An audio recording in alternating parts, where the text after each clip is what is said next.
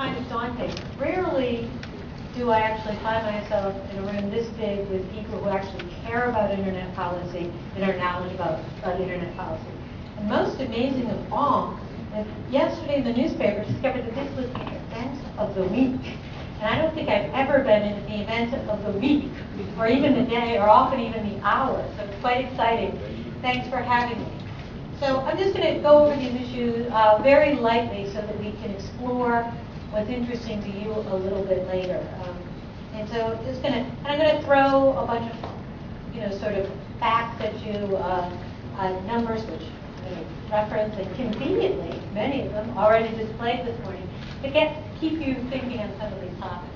So first, look, the great thing is, here I am in a room with people who actually understand that the internet is an important part of an economy. It's an engine of growth.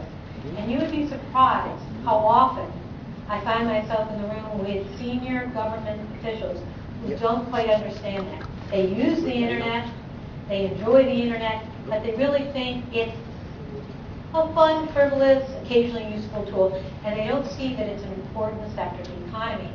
And a few years ago, this was driven home to us at Google that even in countries where the internet really had an enormous impact, policymakers didn't get it. So show the slide with the impact on GDP that the internet made. So there's a few years ago where we realized we just weren't getting the traction on that. So with McKinsey, with BCG, with other companies, we pushed an effort to sort of measure the GDP contribution. And those are quite interesting. But the one thing I want to have you think about that. So when we showed that chart, right, we saw Sweden up at about 6%, and the UK at 5.4%, and then Germany and France at 3.4, 3.1, something like that. What I was particularly struck by the first time I saw that chart was why that big disparity, like between, well, like the UK, Sweden, France, and Germany. I mean, to me, they're kind of alike, right? They're similar forms of government, similar levels of industrial development, probably comparable educational levels. What was the big difference? And it struck us that the big difference when we started to delve into it was the level and the wisdom of the regulation placed on the internet. That in the UK, they accepted the contribution of it. It was more open. Rules were somewhat less and clearer. Allowed innovation. So this isn't just backed up by our observations. So Booz and Company did a couple of studies that looked at this. Look at what makes angel investors effective, right? Because the internet startups need those angel investors to let them move forward and scale. And I found that, all things being equal, those investors were going to go to markets where the regulations were not excessive, but also that they were predictable, that there wasn't a fear that they would be changing tomorrow, that they would become excessive, that there'd be an overreaction. So in this study is Booz and Company, and the main thing is that there's a fabulous search engine on which you can find it if you want to explore that. So I think that lays the groundwork for this discussion that getting regulation right is incredibly important. A percent of GDP is a big, big deal. 2% is a really big deal. So I'm going to now move on to talking about regulating content. So this becomes a really big space. Let's be honest. There is a lot of questionable content on the internet, and there's illegal content on the internet. There's bad content on the internet. There's content that is not appropriate for your child, probably not appropriate for you, but it exists. So how do we deal with it? And I think there's always a natural reaction on the parts of government to say, oh, we need to protect this. And it's a good reaction. But if done too broadly, it's really disruptive. Also, the governments tend to swat with a big hammer, right? And they just stop it. Whereas also this is information and content that's changing quickly, and how it's delivered is changing quickly. And governments just don't move fast. And I think that the reality is this isn't a case where technology actually starts to finds its own solutions. as well as the commitment that individuals and companies and governments have to working together.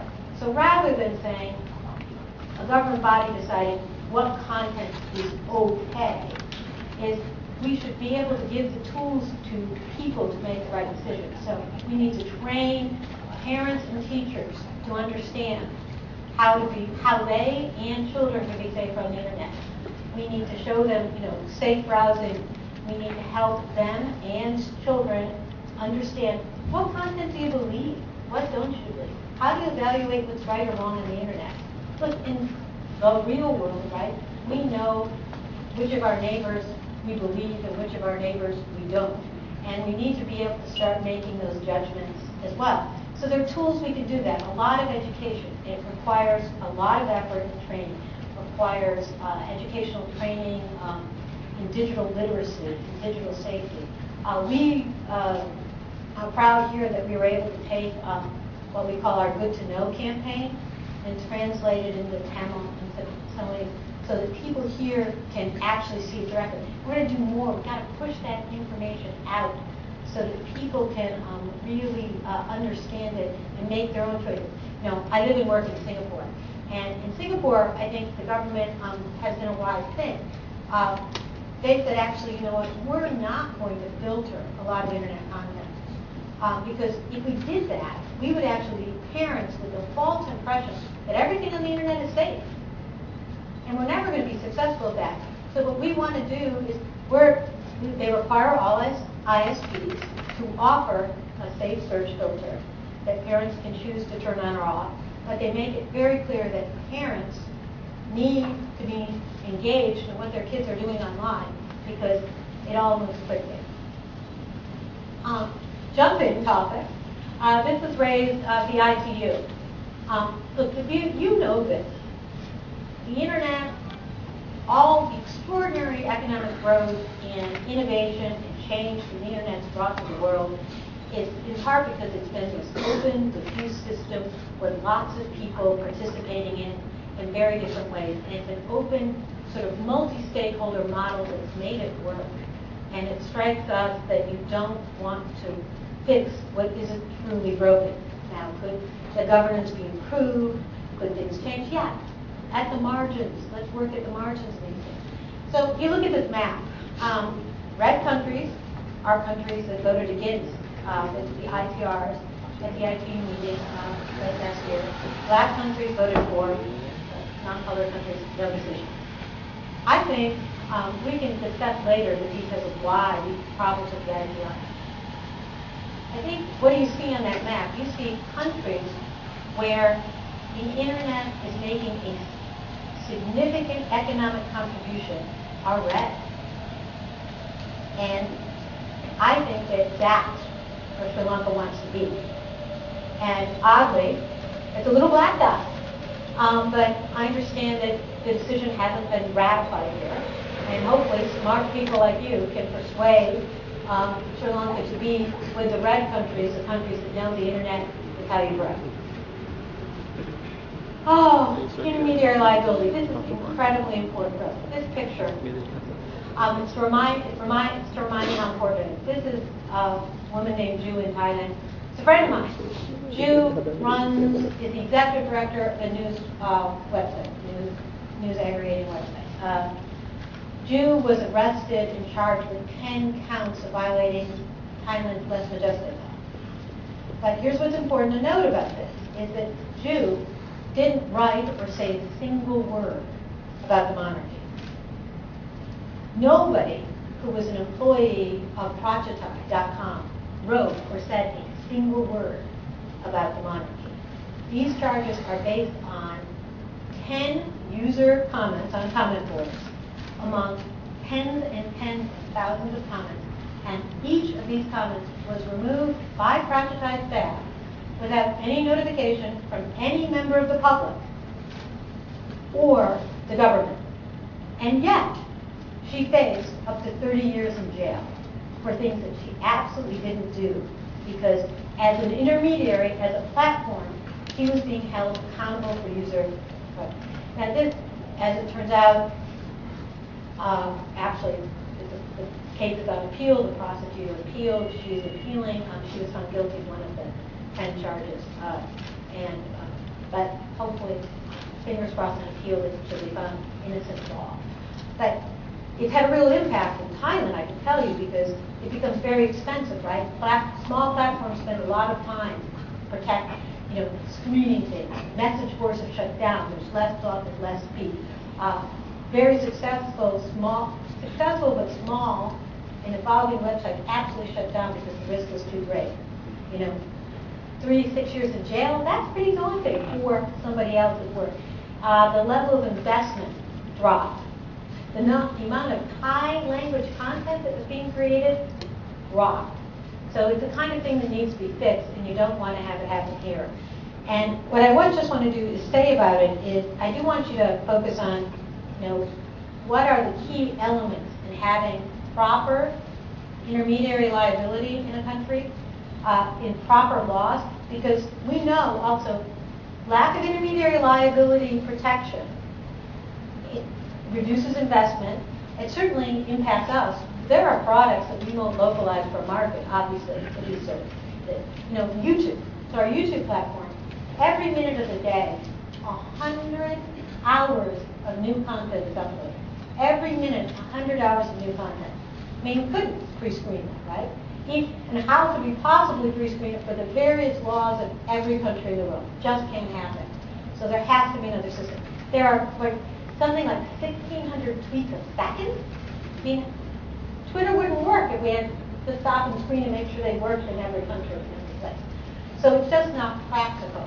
But so here's, because you're people who focus on policy and influential, I do want to say that there are the key things to always look at in intermediary liability protection, because it is absolutely key to a successful internet. Should be across all platforms, mobile phones everywhere. Should be a limitation on the monetary liability. What's really important, absolutely essential, no obligation to monitor, which doesn't mean that all content is a free-for-all.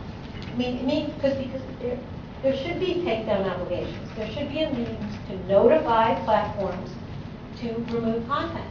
But those obligations have to be clear. They have to be as narrowly focused as one can reasonably do. And there also needs to be an appeal process, because sometimes people get it wrong. We see this all the time in copyright complaints, where someone does make an honest mistake in claiming copyright, get something down, but it turns out they really didn't have the rights to it, and we get it back up through the appeal process. And understanding that, copyright works one way and maybe defamation looks a little bit different, but having those rules, but it's clear that there have to be rules. And then intellectual property online, in the online world. We take this extremely seriously, and in this case I'm going to be very Google focused, because I think that we can show how evolving technology starts to solve real concerns. So online piracy is a real problem, and intellectual property should be protected. That's absolutely true, but now we're seeing ways that we can do that, and that are very successful. So I just want to highlight the kinds of things Google's doing to just demonstrate that we can fight piracy very effectively. So one thing we do on YouTube is we have something called Content ID. So this is something we spent about $60 million creating. And in its simplest term, it's a digital fingerprint of intellectual property. We have 4,000 companies who are right now who are Content ID partners. They fundamentally supply us with something that's kind of like a digital fingerprint. As those 100 hours of video are uploaded onto YouTube every minute, it's scanned. And when it says, oh, somebody's intellectual property, they get a message saying, hey, look at this URL, looks like it's your stuff, what do you want us to do? And here are your options. Take it down because it's yours. Leave it up because it's actually, you don't mind that it's being used, or it's actually beneficial to you that it's there. Or leave it up and you get some advertising, you monetize against it. You get advertising revenue against it being there. Now, no surprise, most of the time, most of the people pick that third option. People are smart. But that works very, very well. Okay? So that's a tool. Now, so we do that. That's a big help in YouTube. letting these creators monetize. Frankly, creators are monetizing, content creators are monetizing on YouTube every day. We've got tens of thousands of, I guess it's over 100,000 YouTube channels that are monetizing. And we've got several thousand YouTube partners in that who are actually making over $100,000 a year in income off YouTube. And it can be, there are people teaching people makeup tricks. They're making large sums of money. There are people producing their own little programming, comedy shows, cooking shows that are making money. But also, even the music industry is actually making well, actually, hundreds of millions of dollars a year of income off YouTube. So all those things are happening, so they're making money. Then let's go on to search. Well, actually, first, let's go ads first. So in general, our advertising. We actually, last year, terminated 82,000 ad accounts. And those were advertisers that actually, largely through algorithms, we looked at suspicious behavior and discovered that what they were doing is they were advertising counterfeit goods. They were violating intellectual property. We shut them down. Another ones we shut down all by ourselves using our algorithms to see the bad patterns. In search, we have 4,000 lines a week about search results that are really copyright, search results revealing a copyright violation, and we remove the bulk of those, certainly because the bulk are legitimate, and we handle most of those complaints within 6 hours. And further, in the last year, what we've done is we've said that when you're a website that gets a complaint for violating copyright in any way, that's one of the many factors in our algorithm that decides where you get ranked in search. So you're a bad player, you're going to move down. That's actually great for users, right? Because now we're getting better quality stuff. So that's just to give you a broad sense of the kinds of things we do. Also, to note that, the internet has changed a lot of business models, and sometimes it takes a while for business models to catch up, but we're really seeing incredible growth in business models, in content creators finding a way to make money. There's actually 2 other great studies, both called The Sky is Rising, one focusing on the U.S., one focusing in Europe. Also, I urge you to look online and to talk about the growth in these industries, in the content industries, that actually is being fueled by the internet. And finally, really quickly, just want to say, don't lose sight of open data, of the ability of getting government data in particular available, so not only that the government uses it better, researchers use it better, but you've got a country filled with really smart people who have a great aptitude for doing cool things online, and they're going to find ways in Sri Lanka and in other countries of the world to take this open data and turn it into businesses. And money making for them and an enormous resource for the public. I mean, examples of this range from, great transportation data, great, how quickly can you get to a place, how do you find your way past bad traffic, how do you get great information, how can healthcare costs be driven down, how can you get, I'm American, in the U.S., we have flu season approaches, we all want to rush and get our flu shots, and sometimes it's hard to find in any given place. I mean, there are apps in cities that say, this is the place where there's still vaccine, go there, save yourself time. So all sorts of endless numbers of uses, stuff we haven't even thought about, and we want that kind of stuff. And with that, I want to say thanks, and I hope this has just seeded some ideas. And I'm exhausted now to be in a panel with people whose in-depth policy knowledge is far greater than mine, so I'm glad to be part of it.